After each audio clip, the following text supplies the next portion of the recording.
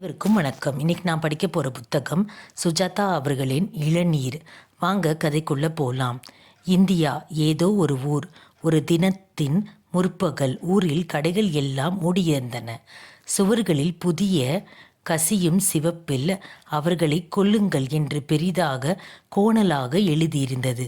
தெருவில் ஆரவாரம் எதுவும் இல்லை. அமானுஷ்யமான மௌனம்.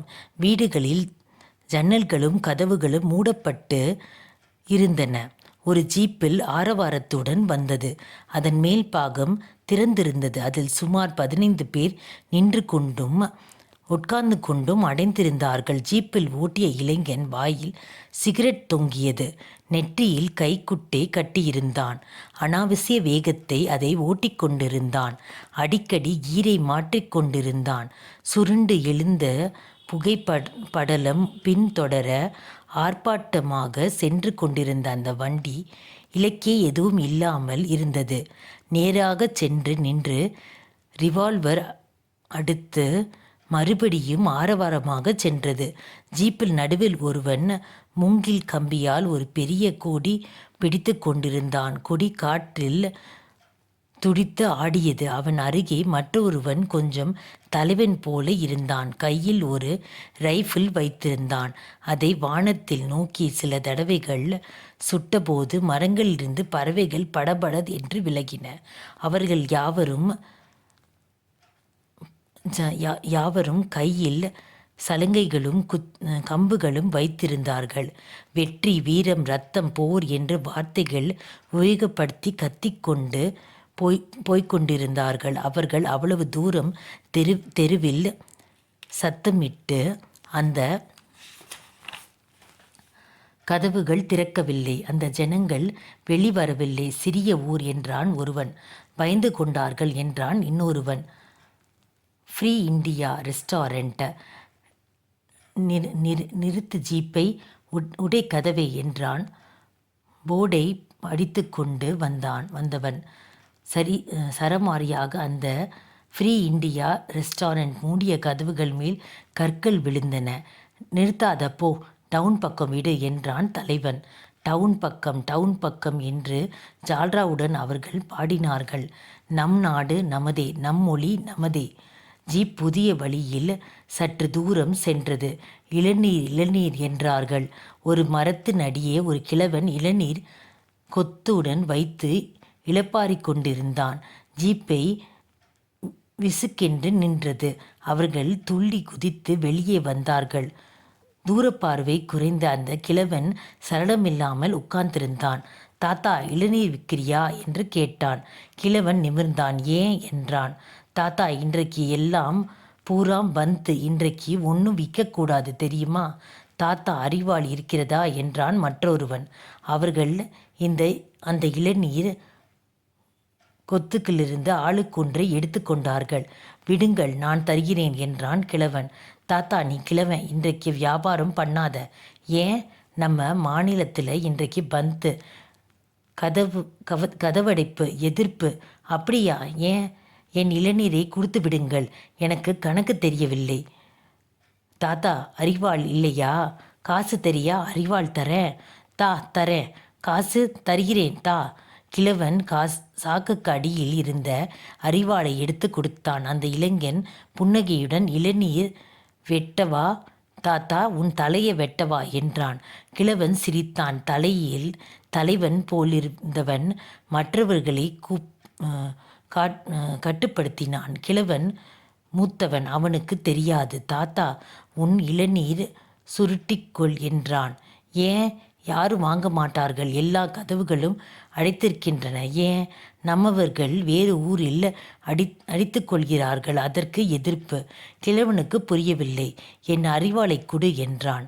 அரிவாளால் முகத்தை சொரிந்து கொண்டவன் அதை ஷக் என்று சுழற்றி வெட்டினான். இப்படித்தான் வெட்ட வேண்டும் என்றான். இல்லை, கைகள் போதும் என்று ஒருவன் மானசீகமாக கழுத்தை நெரித்தான். எல்லா விதத்திலும் நமக்கு அநியாயம். எண்ணிக்கைகளில் நம் பாஷை பேசுபவர்கள் அதிகம். சென்சஸ் தப்பு, பொய், அப்புறம் அவர்கள் குண்டர்கள் வைத்து நம்மை அடித்தால் நாம் அவர்களை அடிக்க எவ்வளவு நேரமாகும்? எங்கேயோ போய்விடலாம். ஒரு படை திரண்டு கொண்டு நம் சகோதரர்கள் அங்கேயே போய்விடலாம். ஒரு படை திரண்டு கொண்டு நம் சகோதர சகோதரிகள் அங்கே பாதுகாப்பின்றி இருக்கிறார்கள். அங்கே நாம் போக வேண்டும். இன்னும் படை திரட்டி, இன்னும் ஆயுதம் சேர்த்து, இன்னும் கவர்ந்த லாரிகளை கொடி போல கட்டி தெருவில் ஓடினார்களாம். தீர்த்து கட்ட வேண்டும். அதற்கு வேலை வந்துவிட்டது. பிரேம் என்பவனும் அவன் இளம் மனைவியும் ஒரு மலைவாசத்திலிருந்து சில தினங்கள் கழித்துவிட்டு தன் சொந்த ஊர் திரும்பினார்கள்.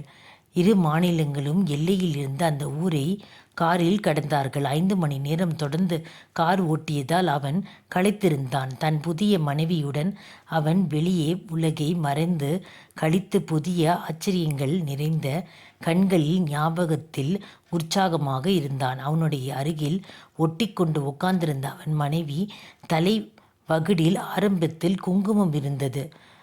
பொம்மை போல இருந்தாள். 1-2 தடவை கழித்த கன்னியாக அந்த ஞாபகத்தில் அவள் உடம்பில் லேசான பூரிப்பு இருந்தது.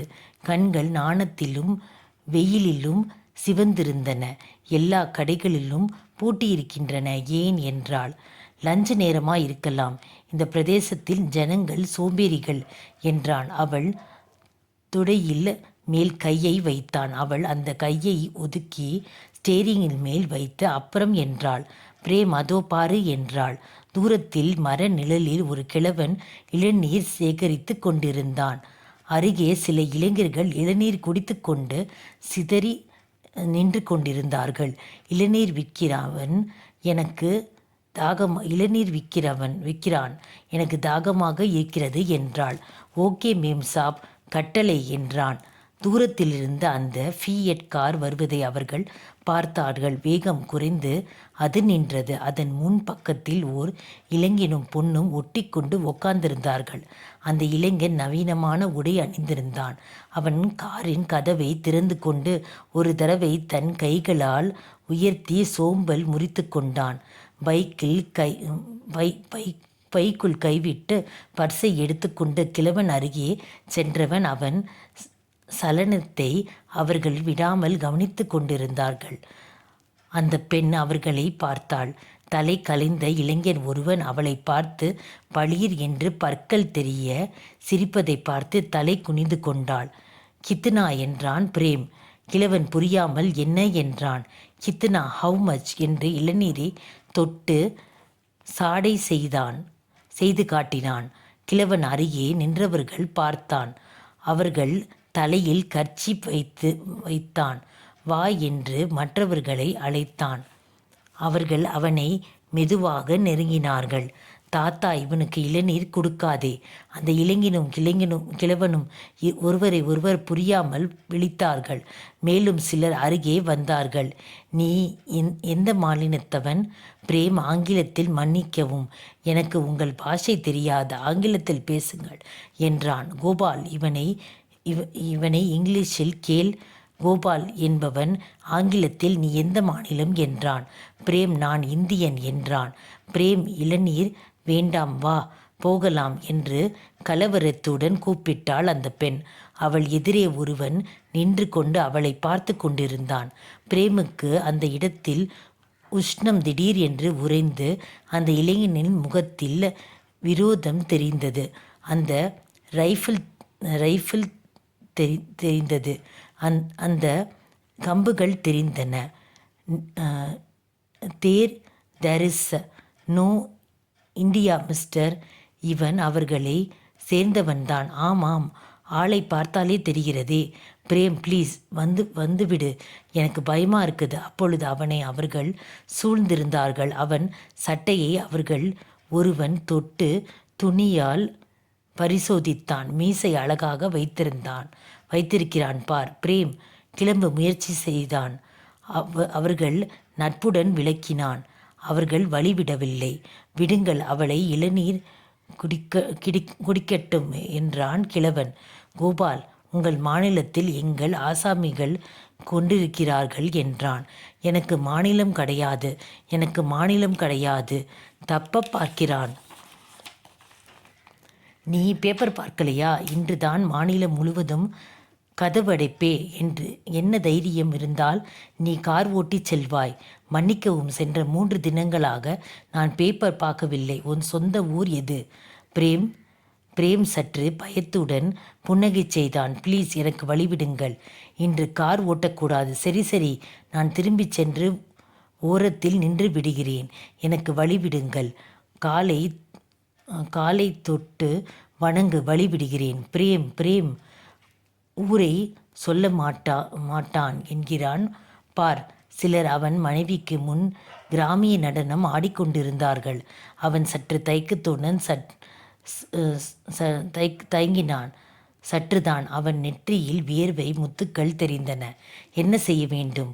வணங்கு. சரி என்று அவன் குனிந்து தொட்டு நிமிர்ந்து திருப்திதானே என்றான். அவளையும் கும்பிடச் சொல்.